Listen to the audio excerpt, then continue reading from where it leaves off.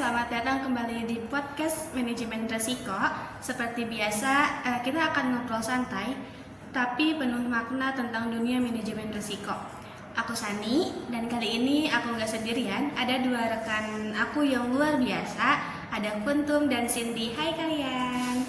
Hai Sani, hai semuanya. Senang banget bisa balik lagi di sesi ke-7 ini. Topik kita hari ini menarik banget karena ini adalah tahap penting dalam proses manajemen risiko, yaitu mitigasi risiko. Betul banget. Halo juga buat mendengar setiap kita. Jadi setelah di sesi sebelumnya kita bahas tentang identifikasi dan analisis risiko. Sekarang waktunya kita masuk ke tahap aksi. Gimana caranya organisasi bisa menghadapi risiko dengan strategi yang tepat, bukan cuma mengendali atau menghitungkannya.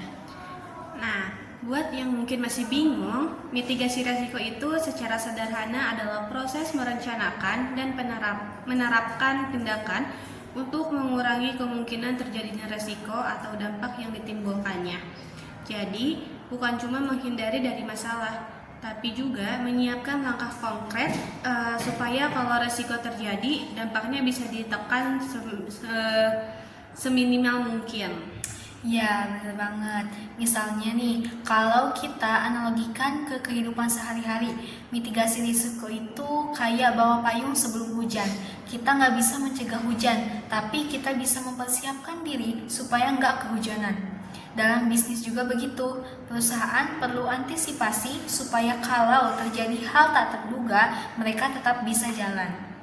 Nah, dalam praktiknya ada 4 strategi utama dalam mitigasi risiko. Yang pertama, risk avoidance atau penghindaran risiko, artinya organisasi memilih untuk tidak melakukan aktivitas yang bisa menimbulkan risiko. Yang kedua, risk education, yaitu mengurangi memungkinkan atau dampak risiko dengan menerapkan kontrol tertentu. Yang ketiga, risk transfer, yaitu memindahkan risiko ke pihak lain, contohnya lewat asuransi atau kontrak kerjasama.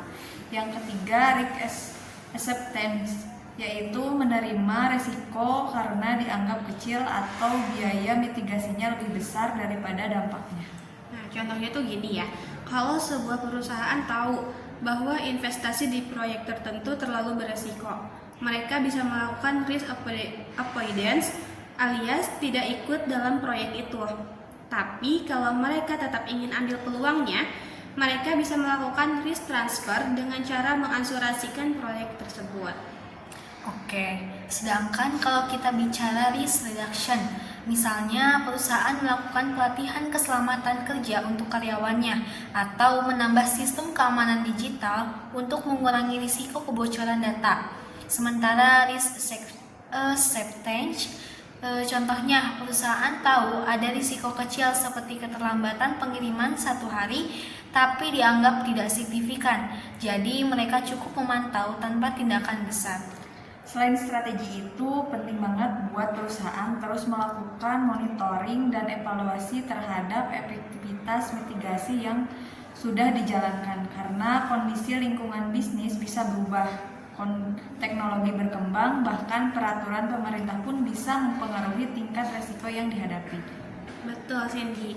Banyak perusahaan yang gagal bukan karena nggak tahu resikonya, tapi karena mereka nggak melakukan evaluasi berkelanjutan.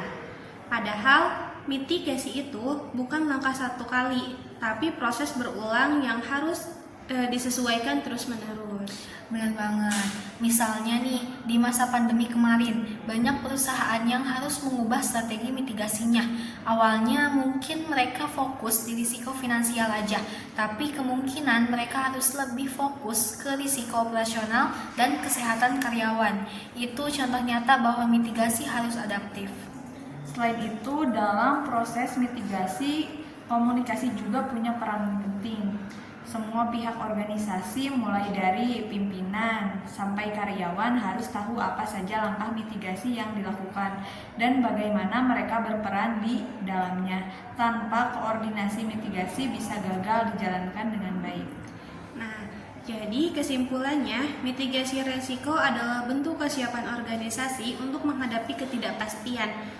Tujuannya bukan menghapus resiko, tapi mengendalikan dan mengurangi dampaknya supaya tidak mengganggu tujuan organisasi. Setuju banget. Mitigasi yang baik harus direncanakan secara sistematis, realistis, dan terintegrasi dengan seluruh aktivitas perusahaan.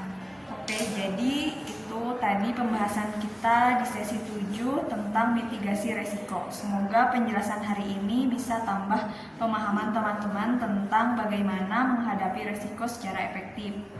Nah, jangan lupa dengerin sesi berikutnya karena kita bakal bahas topik yang gak kalah penting dari ini. Oke, terima kasih sudah mendengarkan topik kita hari ini. Sampai jumpa di sesi selanjutnya.